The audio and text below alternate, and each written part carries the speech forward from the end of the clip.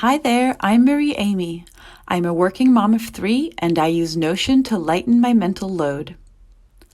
In this video, I'll show you how I use Notion to help with meal prep, i.e. making meals ahead of time and freezing them. Firstly, let's have a look at how I use this feature. If you want to skip ahead to the how-to section, have a look at the timestamps in the description below. This tutorial assumes that you've already created a basic meal planner with at least a recipe page and a meal planning page.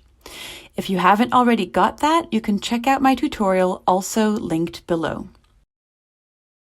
So here on my meals dashboard, I've got a button which I use to meal plan, which I created with Notion's new buttons feature.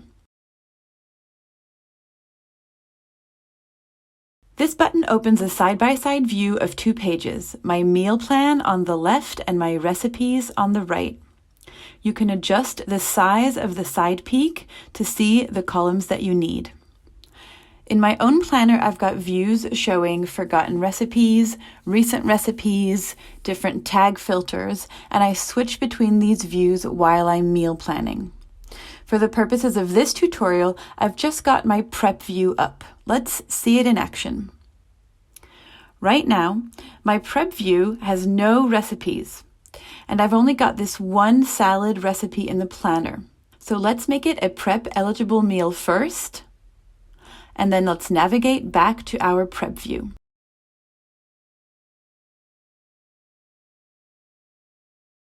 Let's say that I've prepped 5 of these for the week and that I've prepped these on Sunday night. I'm then going to start adding these to my meal plan. So on the left, in my recipes database property, let me start adding a salad here and a salad for my Friday lunch.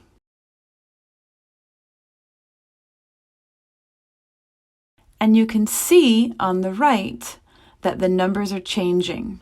I can see that I have used 2 of the 5 salads and I've got 3 salads left in the fridge. I've got a little sanity check here, which is the meal plan date, which tells me which days this particular recipe is being planned for. So that's how I would use this feature while I'm meal planning. One thing to be mindful of is that if you don't end up eating a meal on that day, you will need to remove it from your meal planner. Otherwise, your numbers will no longer sync with what is actually in your fridge or freezer.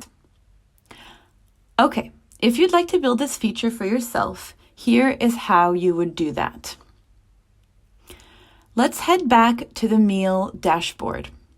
We're going to add some properties in the recipes database and in the meal plan database. Let's go to the recipes database first.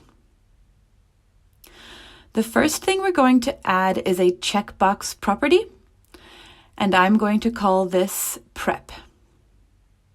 This tells us whether a meal is eligible to be prepped in advance.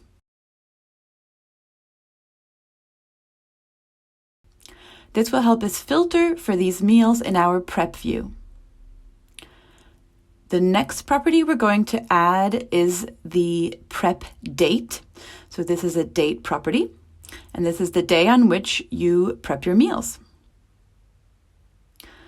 Next, we're going to add a number property, and we're going to call this prepped. You could call it number prepped, but then the number sign would appear twice in your property heading.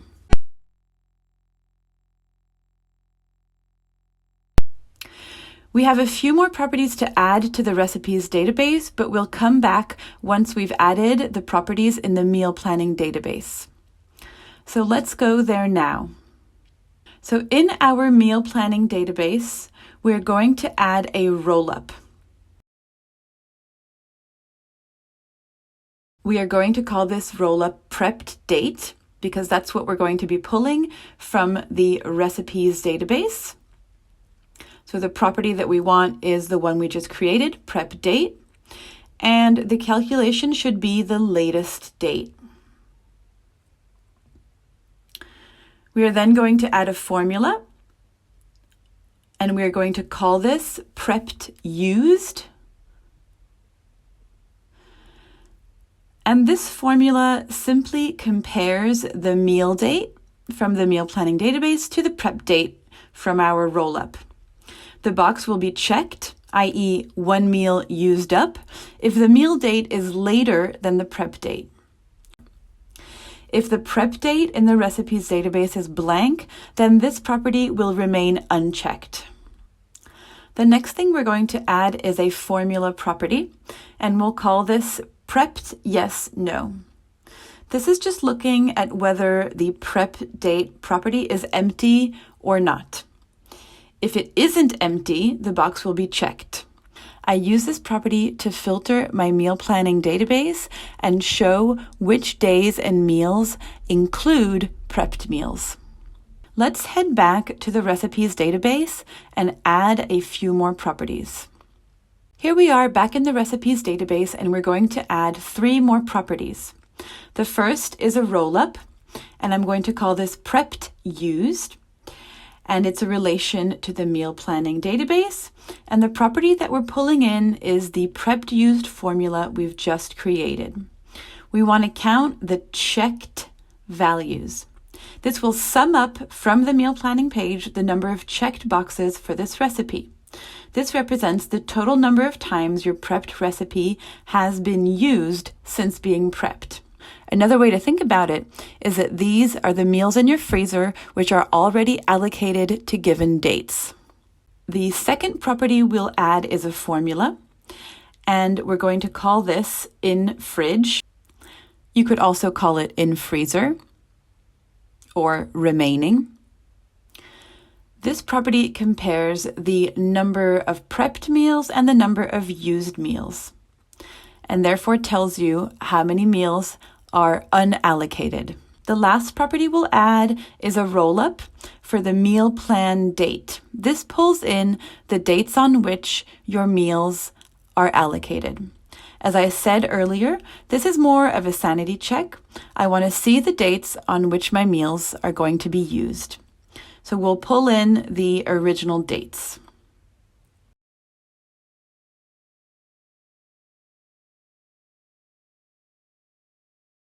The next thing we're going to do is create our prep view. You can duplicate your all recipes view.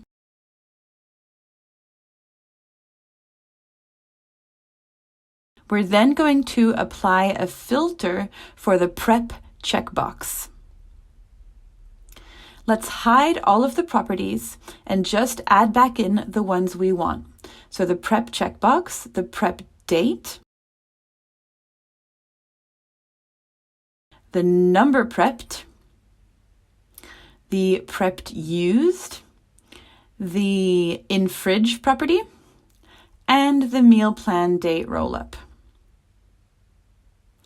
I like to reorder the columns so that my prep checkbox is the first column in the database. This is just a personal preference. In order to keep the meal plan date manageable, I strongly recommend deleting earlier meal dates or archiving old meals. I've got a tutorial linked below which shows how I archive old meal plan dates so that my database doesn't get too clogged up with old information. So that's it for this tutorial. I hope that you found it helpful. If you have any comments or questions, please leave them below. And if you get a chance, please subscribe to my channel. Thank you for watching.